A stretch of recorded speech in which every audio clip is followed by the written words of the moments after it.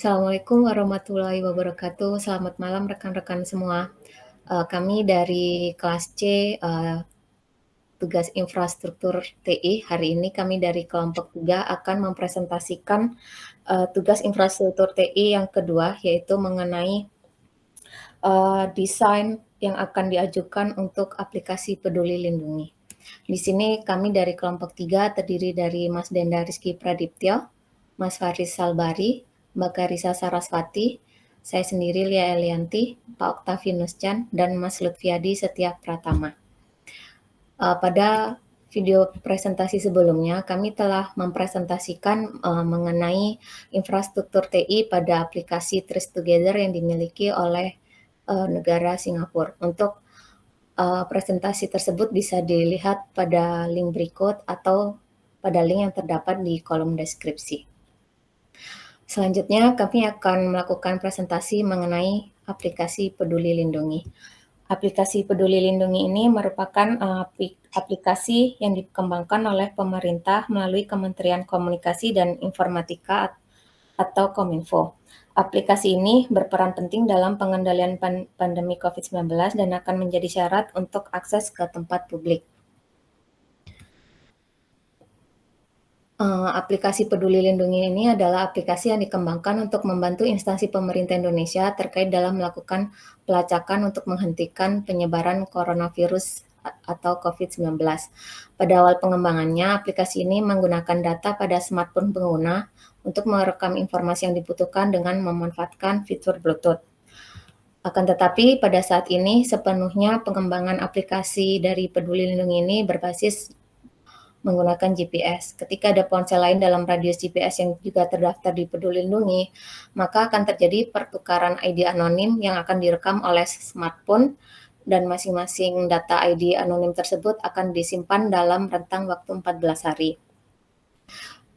Selanjutnya, Peduli Lindungi akan mengidentifikasi orang yang pernah berada dalam jarak dekat dengan orang yang dinyatakan suspek atau terkena kasus konfirmasi baik bergejala maupun tidak bergejala dan maupun mereka yang kontak erat dengan aplikasi Peduli Lindungi ini dapat di-download melalui aplikasi App Store ataupun di Google Play.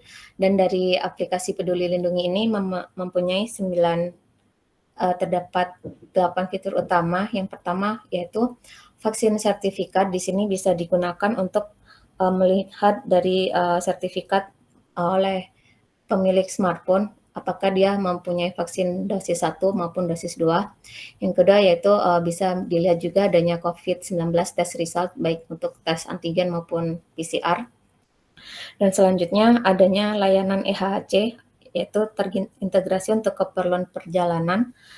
Yang keempat ada travel regulation. Yang kelima adalah telemedicine, bisa digunakan untuk melakukan konsultasi kesehatan secara online. Yang keenam, healthcare facility. Yang ketujuh adalah COVID-19 statistik, di mana bisa menampilkan data kasus COVID-19 di lokasi kita. Dan yang terakhir yaitu untuk pendaftaran vaksin dari pengguna smartphone yang mana mereka belum melakukan vaksin COVID-19. Adapun fungsi utama dari Peduli Lindungi ini bagi pemerintah ada 3 fungsi utama, yaitu yang pertama adalah proses tracking, di mana memudahkan untuk mendeteksi alur penyebaran dari COVID-19 dan juga dapat diketahui bahwasannya setiap kontak erat yang terjadi antara individu. Yang selanjutnya yaitu untuk akses sertifikat vaksin bagi pengguna smartphone tersebut, di mana kalau untuk warna hijau adalah pengguna yang sudah melakukan vaksinasi sebanyak 2 kali dan tidak sedang terinfeksi. Kalau untuk warna kuning berarti pengguna sudah melakukan vaksinasi sebanyak 1 kali dan tidak sedang terinfeksi. Warna merah menunjukkan data vaksinasi pengguna tidak dapat ditemukan atau belum divaksin, tetapi tidak sedang terinfeksi. Yang terakhir yaitu warna hitam, di mana pengguna sedang terinfeksi atau kontak dengan pasien positif COVID-19 selama kurang dari 14 hari. Selanjutnya, Peduli Lindungi ini juga digunakan untuk proses screening, di mana ketika para pengguna yang memasuki area publik atau ingin melakukan perjalanan jauh menggunakan kereta api, pesawat, atau kapal laut dan sebagainya, benar-benar akan diseleksi menggunakan sistem Peduli Lindungi ini dengan sistem check-in menggunakan QR code yang terdapat di aplikasi Peduli Lindungi.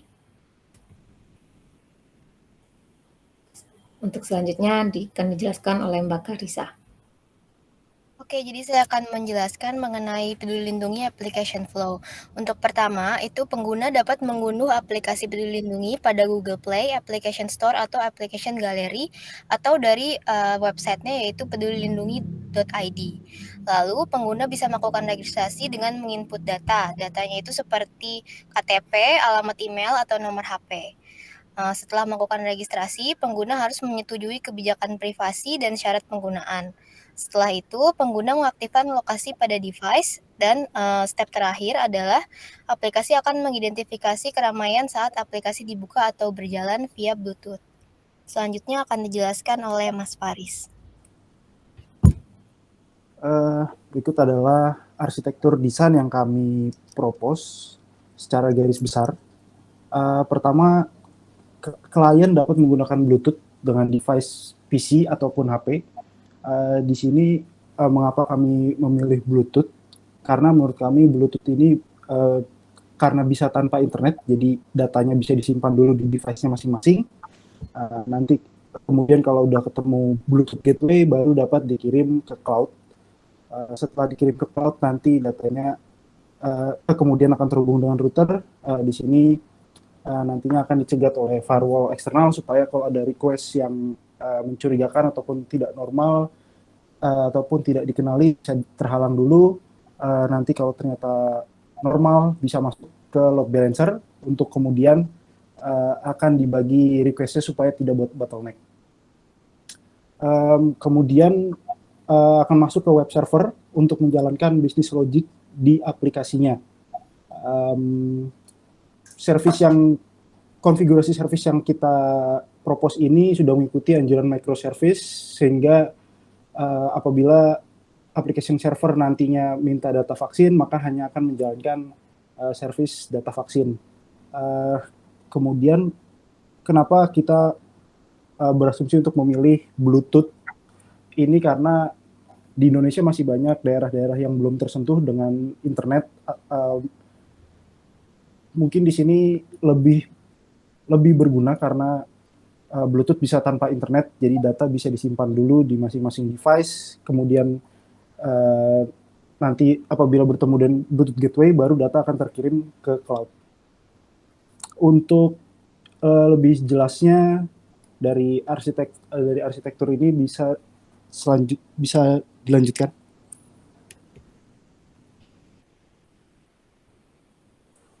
Baik, terima kasih Mas Faris. Dan saya jelaskan untuk load balancer. Sebuah load balancer dapat secara cerdas mendistribusikan traffic dari klien ke beberapa server tanpa mengharuskan klien tahu ada berapa server yang sedang digunakan atau bagaimana server dikonfigurasi. Hal ini bertujuan untuk mempercepat waktu respon server Anda dan mencegahnya dari overloading. Dengan begini, kinerja server Anda akan lebih maksimal, tidak peduli berapa banyak traffic yang Anda dapatkan. Singkatnya, load balancing adalah metode pembagian traffic ke beberapa server yang berbeda untuk mencegah overloading dan server yang lambat. Ilustrasinya bisa dilihat pada slide. Di cara kerja load balancing sebenarnya cukup mudah. Saat server atau aplikasi Anda menerima traffic dari luar, load balancer tool akan membagikan traffic tersebut ke beberapa servers yang tersedia secara rata dan optimal.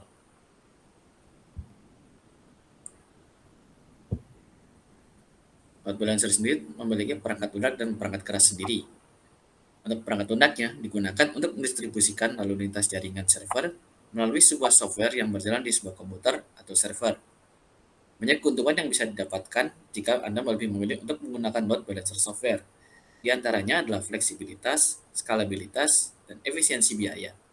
Load balancer software memungkinkan implementasi load balancing yang lebih fleksibel karena Anda dapat menyesuaikan konfigurasi software dengan kebutuhan Anda. Lalu untuk perangkat kerasnya didesain khusus untuk melakukan pembagian beban server. Perangkat keras ini mempunyai sistem operasi khusus yang mendistribusikan lalu lintas atau traffic aplikasi web di sekumpulan server aplikasi. Selanjutnya akan dilanjutkan oleh Pak Octavianus. Ya, selamat malam, terima kasih Mas Lutfi. Saya akan membawakan tentang firewall. Firewall adalah perangkat keamanan yang berupa perangkat keras atau perangkat lunak komputer.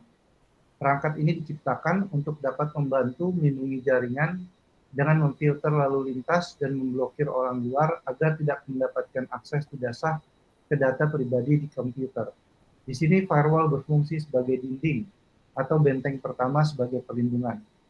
Perangkat firewall tidak hanya memblokir lalu lintas yang tidak diinginkan atau yang membahayakan, tetapi juga membantu memblokir perangkat lunak berbahaya agar tidak menginfeksi komputer. Firewall sendiri juga dapat memberikan tingkat perlindungan yang berbeda sesuai dengan kebutuhan. Pada konfigurasi aplikasi Peduli Lindungi yang ditawarkan oleh kelompok ini, kami mempropos firewall dibagi menjadi dua, yaitu firewall eksternal dan firewall internal.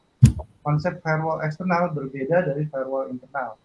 Sebagian besar sistem komputer dilengkapi dengan firewall yang merupakan bagian dari perangkat lunak untuk sistem operasi atau perangkat lunak yang diinstal secara terpisah oleh pengguna, baik itu PC, laptop, atau perangkat berkemampuan internet lainnya. Menambahkan firewall eksternal adalah tugas yang relatif sederhana. Firewall jenis ini kompatibel dengan sejumlah perangkat yang berbeda, sehingga untuk menemukan beberapa opsi yang akan berfungsi dengan server, switch, atau router apapun. Sementara sebagian besar akan memerlukan beberapa adaptasi untuk memastikan tingkat perlindungan optimal. Firewall internal akan menerima traffic inbound hanya dari firewall utama dan aplikasi proxy. Selanjutnya, firewall internal akan menerima traffic SMTP dan HTTP hanya dari proxy saja. Dan pada akhirnya firewall internal akan mengizinkan semua koneksi outbound dari sistem internal. Firewall internal umumnya dikonfigurasikan untuk melindungi sistem dari invasi oleh virus atau berfungsi sebagai filter yang mencegah jenis data yang tertentu yang diterima dari internet. Jenis firewall ini juga dapat membantu dengan fungsi-fungsi yang sama, tetapi memberikan tingkat keamanan tambahan dengan bekerja melalui protokol internal untuk meningkatkan proses penyaringan. Karena alasan ini, perusahaan melindungi jaringan mereka dengan firewall eksternal dan firewall internal untuk membantu melindungi pergerakan data masuk dan keluar dari jaringan. Untuk selanjutnya akan diteruskan oleh Mas Denda. Terima kasih Pak Octavianus. Di sini saya akan melanjutkan mengenai microservices. Pada propose arsitektur yang kita ajukan, di situ kita menggunakan microservice untuk menuju ke database-nya. Pertama-tama, definisi microservice sendiri itu merupakan suatu strategi untuk membagi suatu proyek besar menjadi bagian-bagian yang kecil dan lebih mudah dikelola sebagai dengan fungsinya. Pada dasarnya microservice itu didevelop berdasarkan fungsi secara spesifik. Seperti yang dijelaskan Mas Faris sebelumnya, apabila kita ingin meminta data vaksin pada aplikasi Peduli Lindungi, maka yang dijalankan hanya service inquiry data vaksin saja. Nah, karena microservice bekerja secara independen, mereka dapat ditambahkan, dihapus, atau ditingkatkan tanpa mengganggu aplikasi lain. Jadi, pada microservice ini sangat cocok digunakan untuk arsitektur menggunakan server aktif-aktif.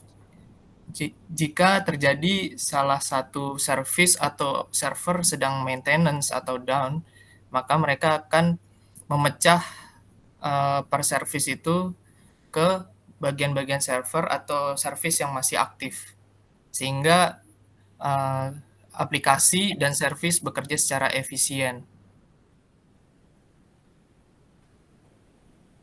Next. Pola arsitektur microservice secara signifikan mempengaruhi hubungan antar aplikasi dan database. Di dalam microservice, masing-masing service atau layanan memiliki skema database tersendiri. Selain itu, service dapat menggunakan jenis database dan bahasa pemrograman yang paling sesuai dengan keperluan, sehingga tiap-tiap layanan akan lebih optimal. Berikut adalah pros and cons menggunakan microservice. Yang pertama, untuk pros-nya, aplikasi lebih aman dan sesuai dengan perkembangan. Yang kedua, setiap service berdiri sendiri dan lebih mudah dimonitor. Yang ketiga, maintenance yang lebih mudah. Yang keempat, tidak ada hambatan dalam menggunakan teknologi baru. Yang kelima, pengembangan dapat dilakukan dari tiap servisnya tanpa mengganggu fitur utama. Lalu cons-nya yang pertama, jika terdapat perubahan entity pada database, entity pada service lainnya juga harus diubah. Yang kedua, sering ditemukan kesulitan untuk menerapkan perubahan services, sehingga diperlukan perancangan yang matang. Yang terakhir, perlu automation yang tinggi dalam melakukan deployment. Berikut adalah link dari referensi yang kita peroleh dalam mengajukan propose arsitektur untuk Peduli Lindungi. Sekian dan terima kasih dari presentasi grup ketiga.